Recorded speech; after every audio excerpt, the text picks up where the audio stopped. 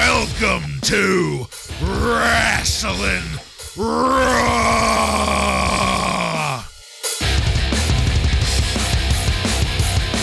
All right, you're listening to Wrestling Raw, the podcast that takes you back to when Raw became war and attitude ruled. You are here with Ryan Arico. This show is stained with sex. Sure is. And I am Pennsylvania Joe. And tonight we are going to be discussing the Raw that aired on September 14th, 1998, which is a Monday night. Thank goodness. We are back to Monday Night Raw. The match quality definitely shows that. It sure did, and we've got a lot of great matches to talk about tonight. Now, for those of you who maybe haven't joined our past two episodes, they were Raw episodes that aired on a Saturday back in 98, so they were pretty weak. So it's nice to be back here in September on Monday nights in 1998. They were pretty thin on the superstars on those Raw Saturday night spectaculars that they had. Certainly were, and I know this time of year was around September, just after Labor Day, is when all of the TV shows were airing their new seasons. So this is a good time for Raw back then to kind of get back in the swing of things here on Monday nights. Yeah. This episode was live from San Jose, California. So we're out on the West Coast, and we have Jim Ross and Jerry the King Lawler on commentary. And Ryan, just like this episode of Raw, let's not waste any time. No.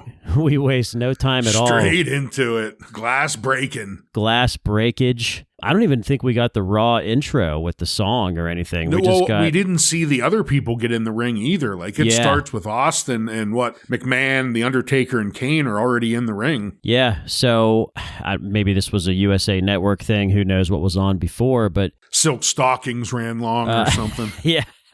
But we wasted no time. We hear the glass break. Stone Cold Steve Austin is making his way into the ring. Crowd's going crazy. Kane and Undertaker and Vince McMahon are all there waiting for him in the ring. JR reminds us that we are just 13 days away from Breakdown, which is the next pay-per-view. He also informed us that we are going to be having our first evening gown match on Raw tonight, so that's exciting. Yeah. Austin gets in the ring, and Vince says that he's sick of seeing the title on Austin and says that he has devised a master plan to cause Austin to lose that championship. Vince tells us that there will be a triple threat match at the next pay-per-view Breakdown, but Vince says that's not it. There is a business plan in place. I wonder what that could be. Now, Vince says that if you lay a finger on me, Austin, one or both of them will annihilate you, talking about Kane and Undertaker. Vince also notes that there is a stipulation, and that is that Kane and Undertaker are prohibited from beating each other in this match. So the big business plan is basically this is a handicap match. There's probably something else up his sleeve that we don't know about, but we'll see at the pay-per-view and maybe after that what happens. But up to this point, Ryan, I thought this was definitely one of the weaker Vince promos that we've seen in a while, but things turned around. Vince McMahon brings out the Stone Cold saying, and then Austin punches Vince and starts attacking him, but then he gets jumped by Kane and Undertaker while Vince just cheers them on. Austin gets a double choke slam, and Vince mocks Austin by yelling in his face while Austin lays on the mat, and I loved that. A little bit of a botched pyro spot from Kane. I don't know if you noticed that. He put the arms up and down and it didn't happen. Yeah. And then he had to do it later, which was funny. It happens every once in a while. Yeah. That's not the end. The Undertaker and Kane walk away up the ramp with Vince McMahon, and Undertaker grabs a microphone and says to Austin that it's not personal, it's just business. So there's definitely something going on between Kane and Undertaker and Vince McMahon. Vince then tells Austin that he is going to defend his title against Ken Shamrock tonight, playa. Damn. So that's going to keep you tuned in. Yeah. Like I said, for a while, for the first probably 2/3 of this Vince McMahon promo, I thought this was a rather weak promo from Vince compared to what we've seen, but it ended really well. I'm still a little confused why Kane and Undertaker would team up with the evil Mr. McMahon, but I'm excited to find out why. Ryan, what were your thoughts on this opening segment? I enjoyed the beginning part of it maybe a little bit more than you did, especially at the very start when Stone Cold comes down and his music's still playing. I love Vince screaming, "Cut the damn music!"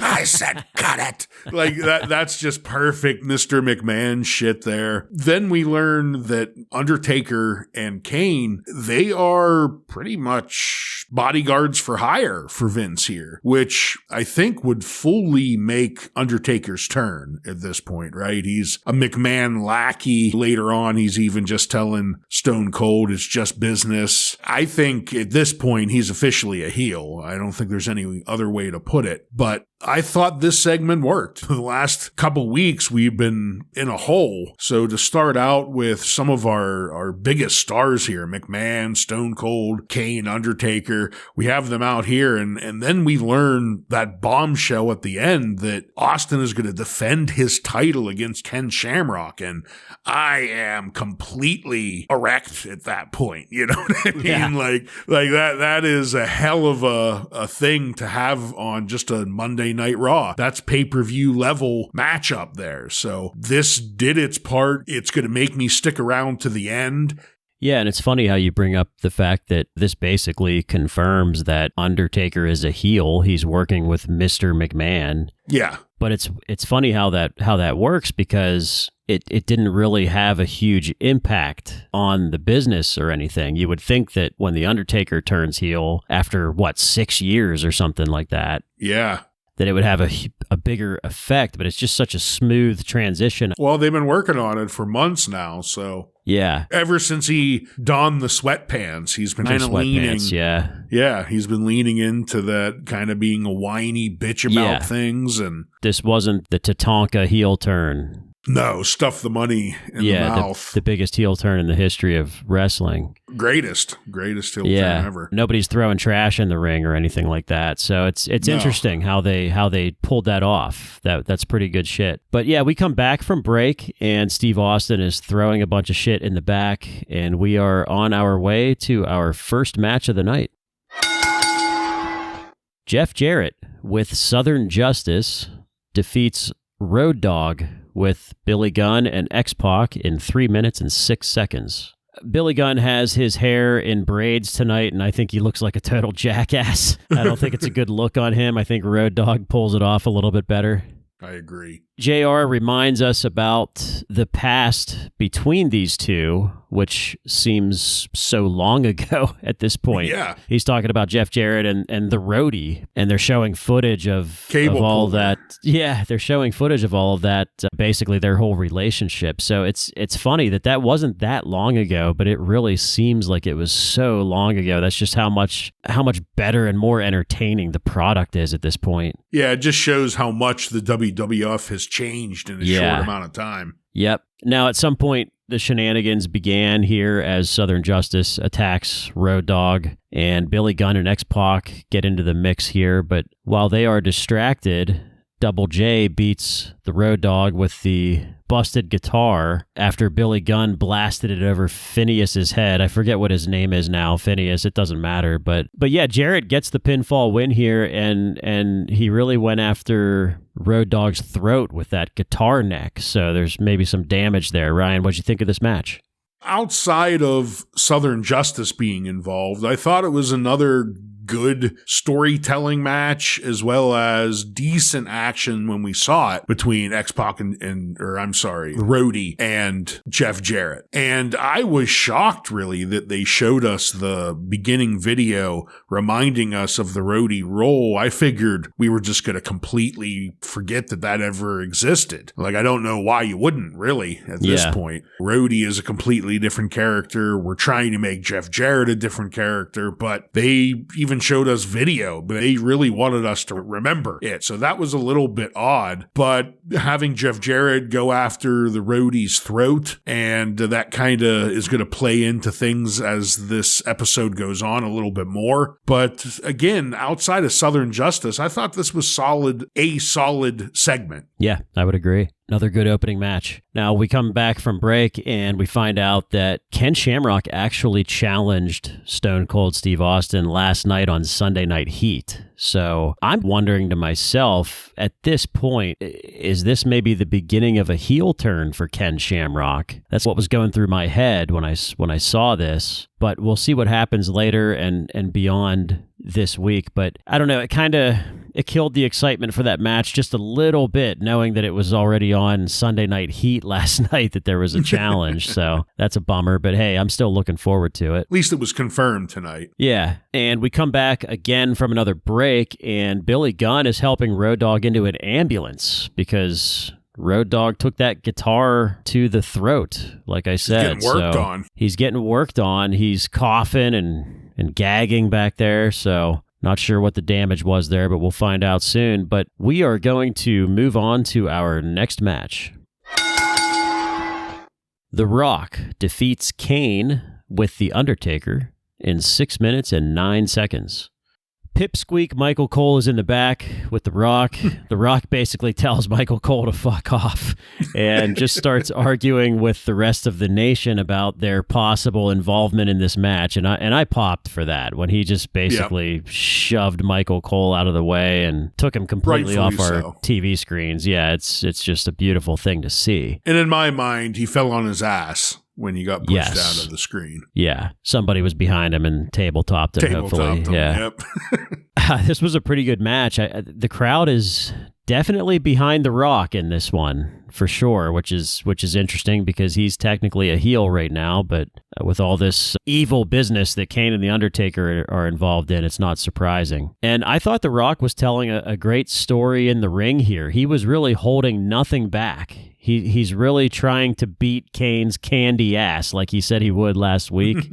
And Kane's a monster, and The Rock is going after him, like I said, holding nothing back. And I really like that type of storytelling in the ring. And the referee takes a shitty bump after getting lightly tapped by The Rock's legs while Kane had him up, and The Rock hits a people's elbow, which gets an enormous pop from this San Jose crowd. So it is definitely noticeable each and every week, and I'm not exaggerating. Each week it gets more of a crowd pop. Yep. That's really exciting to see. And The Undertaker, of course, has to get involved. He starts attacking The Rock's legs, but Mankind comes in and hits Kane with a sledgehammer, which is a nice surprise, but it hasn't been that long since we've seen Mankind, right? It was SummerSlam, I believe, so... Right, well, it looked like he got killed with a sledgehammer. Well, we thought he died, yeah. Right. Yeah. So I guess it's surprising he's living. Yeah.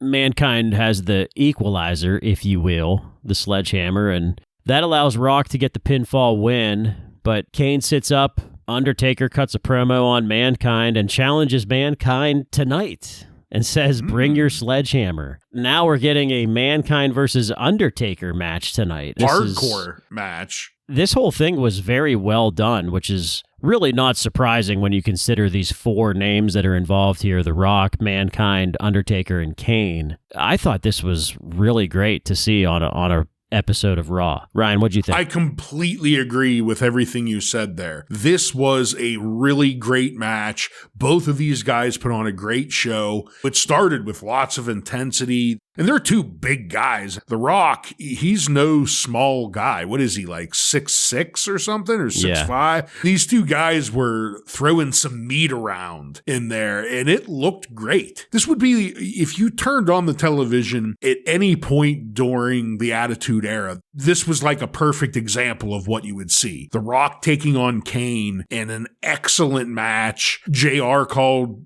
The Rock a blue chipper again. I'm just going to point that out, but they really are building up The Rock now. I think it's pretty clear to see that they are starting to pull out and push him as much as they can. He didn't get squashed by Kane here by any means. He came out here and at points were really in control of this match. JR even said, I don't think I've seen anyone take on Kane like this since The Undertaker. They're really building up The Rock, and I don't know if this change happened before, but The Rock's ring attire now is 100% The Rock I remember. The Brahma Bull on the shorts, the little Brahma Bull symbol on the elbow pads, black knee pads. He's there now. not only that, Kane starts to slip into his big red jobber title here. It's with a little bit of help with a sledgehammer and Mankind, but the new upcoming star, The Rock, pulls out a victory over the Monster. So I thought everything here worked, and I loved it. I really liked this match. One of the better Raw matches we've seen in a while, I thought.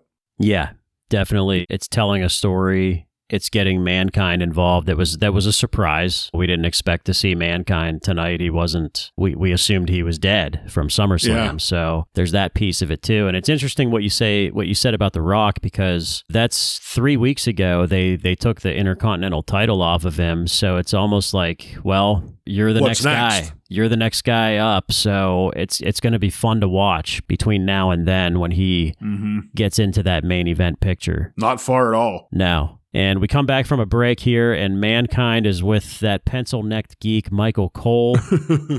And Mankind says that he will accept The Undertaker's challenge. That should surprise nobody. And then he starts beating a garbage can with the sledgehammer, so he is ready to go. And then we cut to the ring, and we see and hear Dustin Runnels in the ring, and he says, "Welcome to hell," which made me pop. I like that. He's saying that the WWF ring is stained with vulgarity and sex. And then he tells... Much like our show. Yes. And then he tells Val Venus that he is coming and you will repent. And that then cues up the creepy saxophone music, and here comes Val Venus. He cuts a promo on Dustin from the top of the ramp, and he wants to show us his latest video, which is called The Preacher's Wife. And I knew exactly what this was going to be. Yeah. I remember this well. Now, I have to say, I don't remember this happening at this time. I thought this was a little bit later than September 1998. But we see Val Venus on the Jumbotron in his newest video. He's laying in a bed with a cigar, one of those Bill Clinton cigars, if you will. And we then get the big reveal of Dustin's wife, Terry, basically, I guess, just blowing Val from under the covers. She pops her head out, and Dustin is obviously very disappointed to see this and drops to his knees. And what's next? This is some good Attitude Era shit right here. Ryan, what did you think of this segment? Yeah, this is, I guess, what Val Venus, his shtick is right now, is he sleeps with people's wives. So we learn that Terry and Dustin were trying to work things out. Well, it doesn't look like that's going to really work out so well here. So we're definitely building some type of a story with Dustin Runnels that we haven't for a good 6-7 months now. So I guess it's pretty thankful for him. Yeah. Going back to the Mankind promo, though, I really liked this promo, saying that he accepts it and that he's been working on some scientific moves that he wants to try out tonight. I love how goofy Mankind is becoming. I don't know. He does a great job of balancing that line of being too goofy where you don't take him seriously. But you got to give props to Mick Foley for that. Yeah, for sure. Definitely Mankind is one of those characters that just went through so many different phases, I think. And it definitely works in all of those phases. And this Dustin Runnels story, I think, it hits harder here because we know Marlena from all those years that they were together, right? A package deal, if you will, in the ring for so many years. So this one hits pretty good. This is like the 90s drama that would happen in all the TV shows and soap operas and stuff. So this is good stuff. Now, I wanted to stop before this next piece because I popped so hard when I saw this. I did too. Oh my God. It's Steven Regal, the vignette, the man's man vignettes with Steven Regal, and he's a man's man. He's chopping wood outside. Man, I'm so excited to see this and see more of this and hear that terrible song. It's one of those, it's so bad, it's good type of thing. And this was just so great to see. Ryan, what were your thoughts on this? 100% agree. I popped my ass off, and I feel like this is one of those things that they purposely made this bad. Like it's like a tongue-in-cheek type of humor they're doing here, even though it does feel like we've rewound a few years, maybe back to 93, 94, with the way this vignette was set up and the type of character, but I absolutely loved it. I popped my ass off. Yeah, I'm pretty sure Vince Russo gets blamed a lot for this, but I don't know. Looking back on it now, it's hilarious. And it's hilarious. And I think it was supposed to be hilarious. Right. And it's just so far away from what Steven Regal has been his entire career. Right. He's supposed to be this prim and proper Englishman. Yeah. So I am extremely excited to see more of these vignettes and to hear that terrible song. We then move on to our next match of the night. Triple H with X-Pac and Chyna defeats Owen Hart with Mark Henry to retain the Intercontinental Championship in 5 minutes and 23 seconds. Another match with two big names, Triple H versus Owen Hart. It's for the Intercontinental Championship. It's for a belt. Yeah, so we're seeing both of the main titles be put on the line tonight on Monday Night Raw. What about the light heavyweight title? Yeah, nobody cares about that. Pretty loud nugget chant from this San Jose crowd, so that is definitely catching on. We see Chyna get in Mark Henry's face. We've seen this the past couple of weeks, so they're just continuing that story. And when that happens, X-Pac jumps Mark Henry, but Mark Henry shakes him off, and that leads to Chyna punching Mark Henry, which distracts Owen Hart enough for Triple H to then hit the pedigree and get the win. Triple H is then begging girls in the crowd to flash the crowd, which I'm sure back then we thought that was awesome, but now watching it, it's like, this is a little creepy and weird. But seems a bit desperate. Yeah.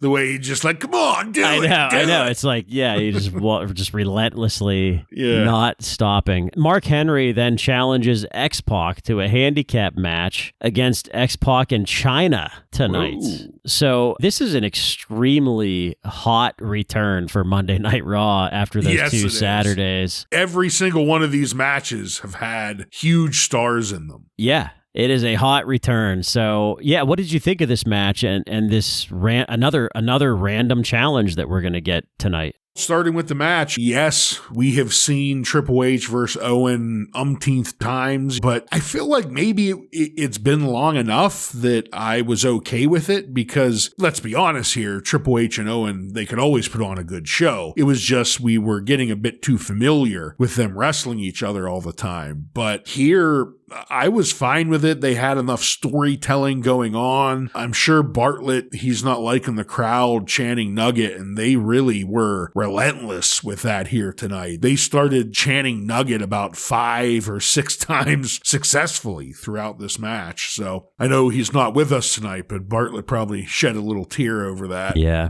But all of the action between the two were good, and then bringing Mark Henry and Chyna back into this, all ending with a handicap match. And the first time we're going to see Chyna wrestle, right? We haven't seen her in the ring yet. She's only done manager shit so far. Am I correct? Yeah. We've seen her get physical, but we've never seen her in an actual match. Ring. Yeah. So that's cool. And as you stated, just stars pouring out in every single one of these matches. And even though we didn't get a clean finish here and there were lots of distractions, and the wrestling before it was for a while. Like we got an actual good match here before the shenanigans happened. So I'm pretty happy about that too. It's not just a minute into the match when things dissolve into craziness. We got to see these two guys wrestle, and all around made for another enjoyable segment for tonight. It's a theme officially. Yeah, and even the shenanigans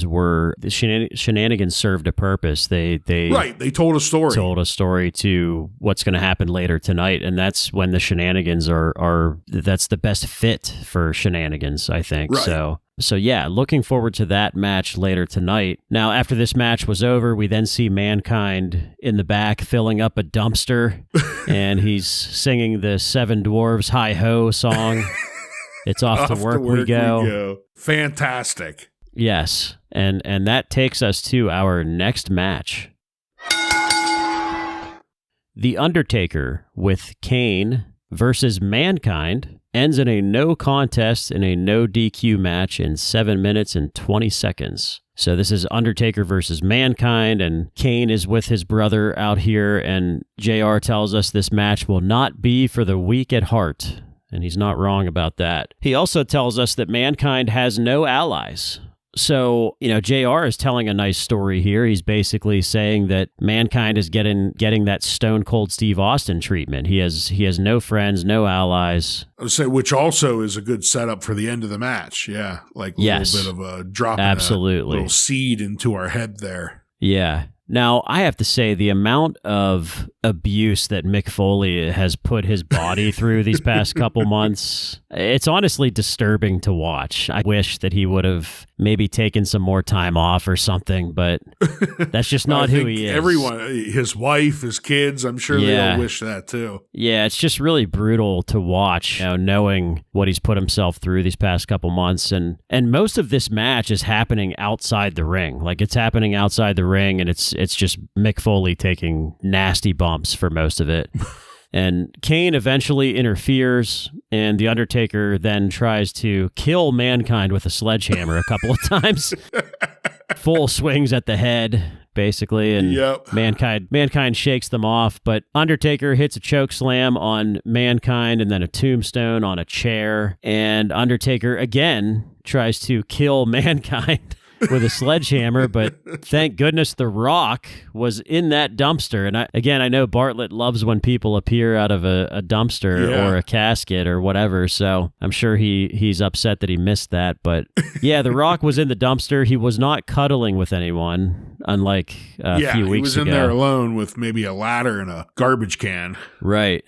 And The Rock appears from the dumpster. He hits The Undertaker from behind, kind of chop blocks him a little bit, and then he throws Mankind out of the ring area. And that's it. It's no contest. So I thought this match was really good. I think that, again, it's hard to see Mick Foley just destroy himself, his body, but he's involved in a really good feud here all the time with The Undertaker, and when you're up against The Undertaker, you have to really bring it, as we have seen with other guys like Steve Austin, Shawn Michaels. Mankind is the same thing. So, Ryan, what did you think of this match?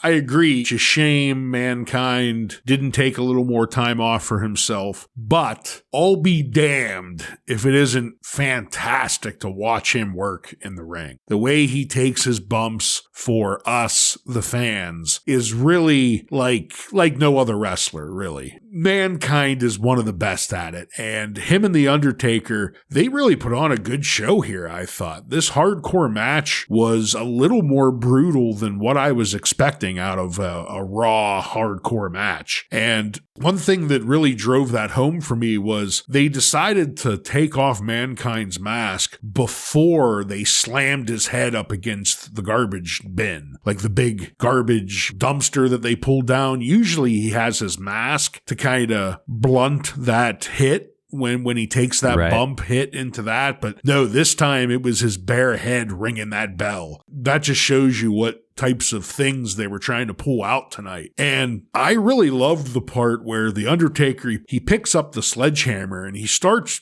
as you said, trying to kill Mankind. But it was like a Michael Myers or Jason scene as he slowly tried to kill him with this sledgehammer. Like in a movie, they'd be breaking furniture. And that's exactly what he was doing here, busting tables and things as he missed Mankind. It was set up really great, I thought. And then when he did finally win, The Undertaker landed his finishers here, and it looks like he's gonna finally finish off Mankind, explode his skull like Gallagher in the middle of the ring. The Rock runs in and does the save. And not only does he attack Undertaker and Kane, which he does have some beef with here, he saves Mankind, who, as we've talked about over the last few weeks, has now been transitioning into a baby face. So now we got The Rock in a gray area here. Is he a heel, or is this kind of a turn now? He's saving baby faces out there from getting murdered. So that's an interesting turn in this match too. So all around, the work in the ring, the storytelling,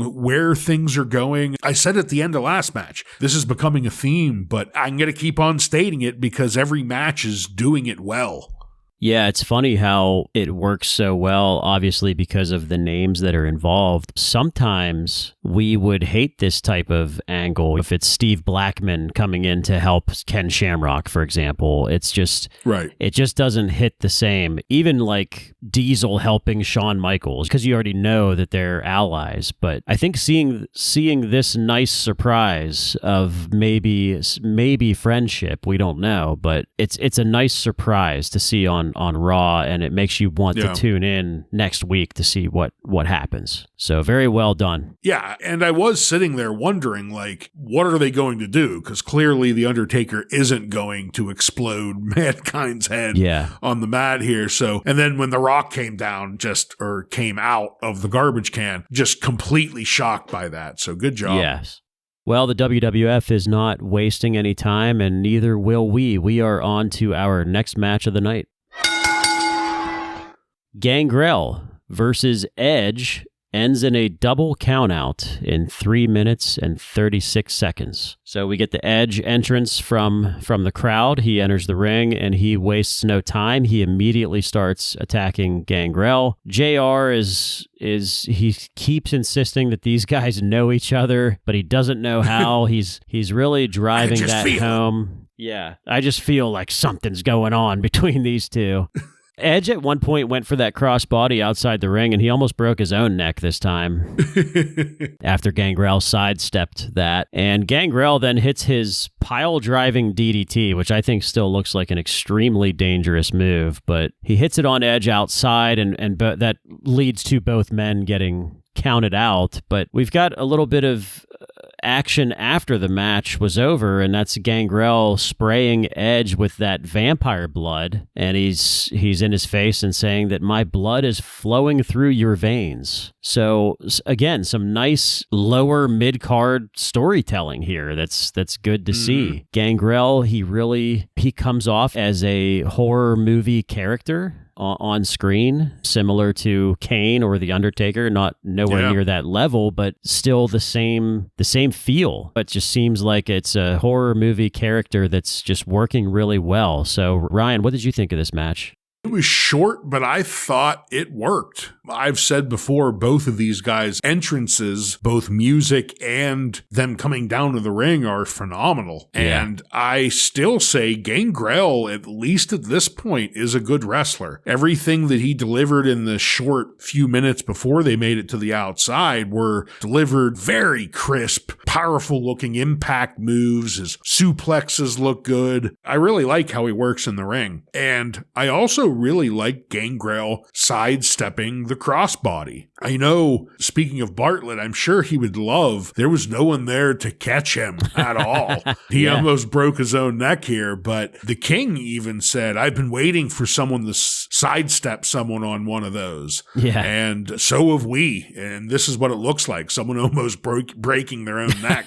But it set up Gangrel to hit his finisher on the outside here and then spray him in blood and give us this intriguing line about Gangrel saying that his blood runs through Edge. We don't know, does that mean that he's his father or related to him, or does it mean Gangrel is a vampire and he bit Edge and now Edge will soon become part of his brood? I don't know. Are we getting there this quick? Is he already taken Edge and infested him with the vampire virus or whatever? Do you remember? Does it happen already? No, I don't remember, but... That's what it seems, right? Well, and it's been going on for the past, at least 3-4 weeks or so. So it's probably going to be another long-term storytelling situation. The reason I'm wondering how close it is, once the blood of the vampire is running through you're a vampire very soon, right? Yeah. So I feel like Edge not being part of the Gangrel stable here, I feel like it can't be too far away now, but... Yeah. Maybe they'll find a way to extend it. I don't know. But no, like you stated perfectly, I'm not sure I've ever cared about such a low card person story before, but I do. This is not real big names, but this is going to want you to tune in next week to see what happens. They're two new names, really. Right. They're not big at all. Yep. So we will stay tuned into that. And once again, we're going to waste no time. We hit a commercial break and we are already on to our next match. Mark Henry defeats X-Pac and Chyna with Triple H in a 2-on-1 handicap match in 3 minutes and 54 seconds. So, for some reason, this dumbass referee makes X-Pac start the match when everyone in the crowd wanted Chyna to start this match against Mark Henry, but the referee had to ruin everybody's fun and make X-Pac start this match. Now. Yeah. D'Lo Brown makes his way down to ringside, and then, I know you're excited for this, Double J and Southern Justice start making their way down to ringside, and I just thought, please don't ruin this. Like, at least let Chyna get some moves in to get this crowd excited, and she does. She does get a chance to do that. Chyna and X-Pac is like a third the size of Mark Henry. It's hilarious to see it, but Chyna and X-Pac hit a little tag team suplex on Mark Henry, which looked pretty good. Between the two of them, it took both of them to lift him up, that's for sure. Chyna hits a horrible looking spear, unfortunately, on Mark Henry, and then a forearm to the head, and she tags X-Pac in for the Bronco Buster, and that got the crowd going again.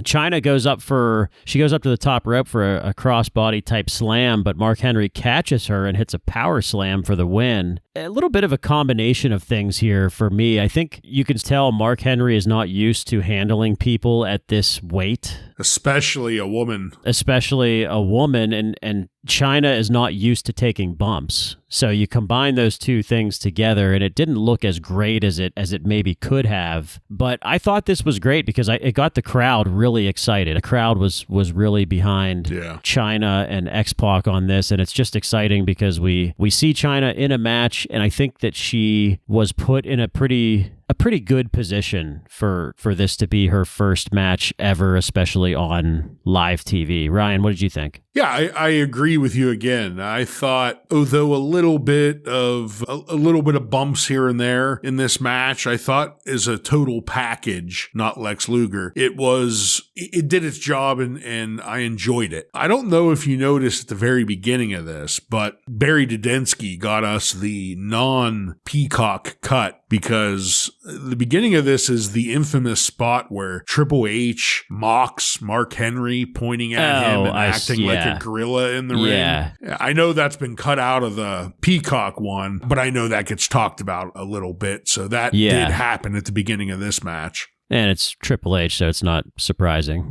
Yes, it's Triple H. He's no stranger to those types of things. Then we have Mark Henry and X-Pac in the ring, and I thought they did a good job here of Mark Henry just tossing X-Pac around like a rag doll. Like you, got a bit worried when I saw Southern Justice come down with Jeff Jarrett, but thankfully they didn't really do much here. Yeah. I was worried they were going to ruin the match, but the match still went on, although again it did end in some shenanigans. It ended pretty much without Southern Justice getting involved, which is pretty good. I really liked the X-Pac Chyna double suplex, like you mentioned. I thought that was a really cool spot just to show off how big Mark Henry is, but letting them work in there a little bit. And Chyna does get some shots in here, but rightfully, going back to a couple weeks ago when I said how unbelievable it is Chyna beating on Mark Henry, we get the spot where Mark Henry just plucks her out of the air, like JR says, like a little baby or a small child, and just plants her into the ground for the win, because that's what's going to happen when a 450-pound monster gets his hands on her. But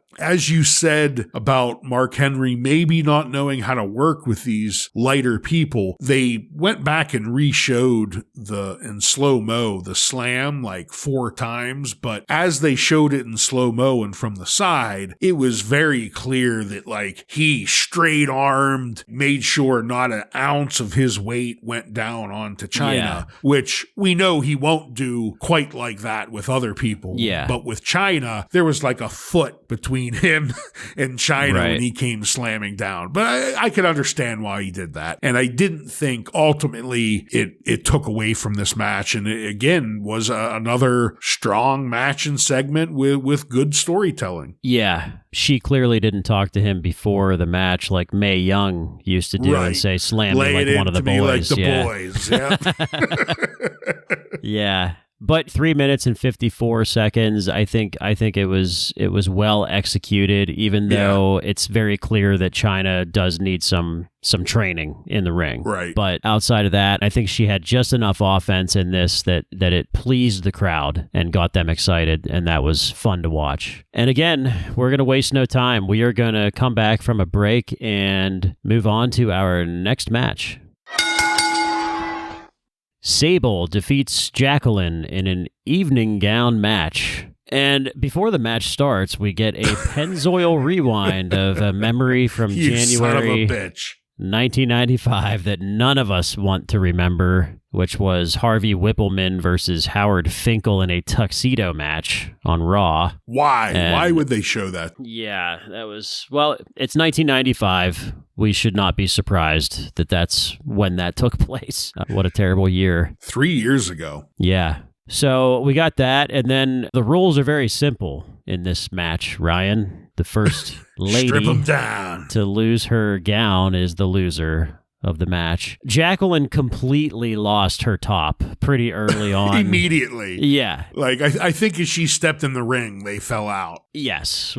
All we could see was a blurred out chest of Jacqueline this entire match. This was horrible. Sable basically dominated this, which, come on, that's just not going to happen in a real fight between these two. Well, Jacqueline was trying to keep herself covered up, so maybe. I don't know. Well, yeah. Yeah, and so Sable wins the match, but then of course she has to strip because that's what else is she gonna do? Right. That's her whole purpose here. But I thought this was a bit of a conservative look for Sable, surprisingly. Yes. It kind of looked like one of those, like a 1920s swimsuit. It was basically like the full coverage thing. lingerie type of thing. So a little different than we're used to seeing. But the one thing that really stood out to me was that we got a really good glimpse of Tori, who we don't know yet, but it's Tori from DX in the crowd in the front row. But commentary did not say anything, which I'm not sure if they maybe missed a spot there or what happened. It was quite a long camera pan in on her in the crowd. Yeah, they really like a soap opera zoomed in on her, and I was expecting her to jump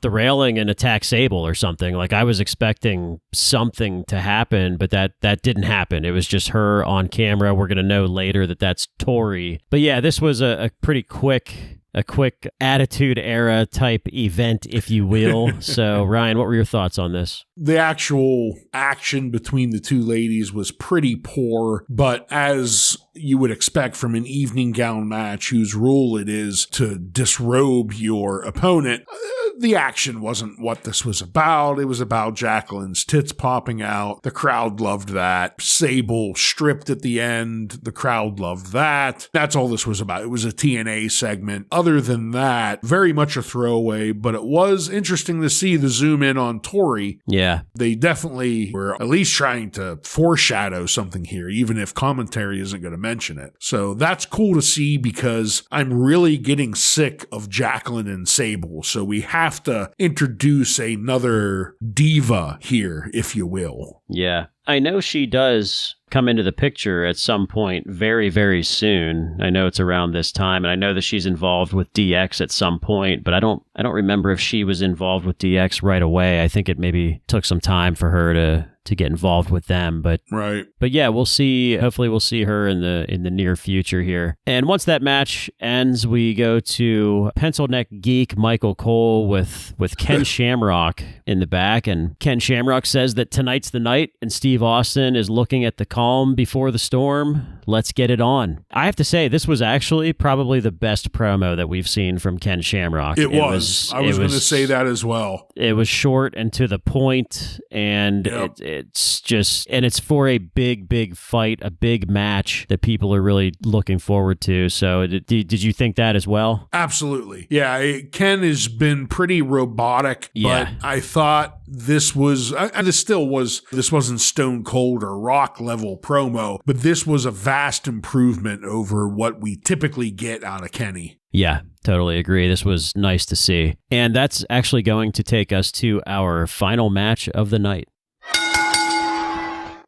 Stone Cold Steve Austin versus Ken Shamrock for the World Heavyweight Championship ends in a no contest in 12 minutes. 12-minute Raw match is pretty long. I have to say, I purposely did not take many notes on this. I just wanted to sit back and enjoy this match. This is a pay-per-view level match that's taking place on Raw, which we don't see that often, especially for the heavyweight championship. This was a pretty good match most of the way, I think. And it was a little bit predictable because here comes Kane, here comes The Undertaker, but then here comes Mankind and The Rock again, which we talked about earlier, which was a bit of a surprise. And the match itself, the 12-minute match, was very good, very solid work from the two that you would expect. But then we get more of this amazing storytelling to close out the show. We get Kane and The Undertaker. We get Mankind and The Rock, which is clearly not what evil Mr. McMahon wanted as part of his business plan. So now The Rock and Mankind are kind of ruining Mr. McMahon's plan, which is fun to see. And Austin grabs the equalizer, the chair, and he nails Kane and Undertaker, and then he starts walking up the ramp, and we fade to black here. And I have to say, very good match, just like we would expect. And even the ending to the show was a pretty hot ending for a 1998 Raw. You've got all of your big name feuds going on right now. It's just really good stuff and makes you want to tune in next week. So, Ryan, what did you think? This is how you come back after 2 weeks of taped bullshit. Yeah. To finish on this, I really was not expecting this type of a match for the final match. Even when Mr. McMahon set it up at the beginning, I figured something would happen quickly into the match to make this a DQ or whatever. But no, we got 12 minutes and some change of a title match between Ken Shamrock and Stone Cold Steve Austin on Raw. I don't know the last time we had a match with this much stakes on the line and these two big of stars doing it. This is the type of match you'd expect to get a payoff at a pay-per-view. And I guess the way it ends, maybe we will down the road. Obviously, the next pay-per-view, Stone Cold still going up against The Undertaker, but I feel like the way this ended, Shamrock still has a claim of, hey, this wasn't finished properly yet. I can't remember if this leads into a segment down the road, but hell of a way to do it. I don't know if this was a bit of maybe a tryout for Shamrock to see if he could be a main event guy. Mm-hmm. And I think with his improved promo he gave and the type of match he gave here, 100%. You need to give the guy a shot at a bigger level now because fans love him. Obviously, they're not going to go with him over Stone Cold, but I thought he went toe-to-toe with Stone Cold pretty well there. And then it does end in a bit of a schmoz, but this is a schmoz with The Undertaker, Kane, Mankind, and The Rock adding in at the end after 12 minutes. And I don't think anyone's going to get too upset over a schmoz ending like that. It's certainly heads above fucking Kaientai, a Scorpio, to end out a Raw. I mean, this was firing on all cylinders. This is Raw at its peak right now. Yeah, this is the type of stuff that makes you want to tune in next week, and it makes you want to buy the pay-per-view already. And the pay-per-view is still 2 weeks away, but I'm sold already because I'm really enjoying the WWF product when I see a 2-hour show like this on a Monday. Right. there really wasn't a single segment that made me want to go, oh, I got to change the channel. Right. Well, with that said, let's go to highlights and lowlights.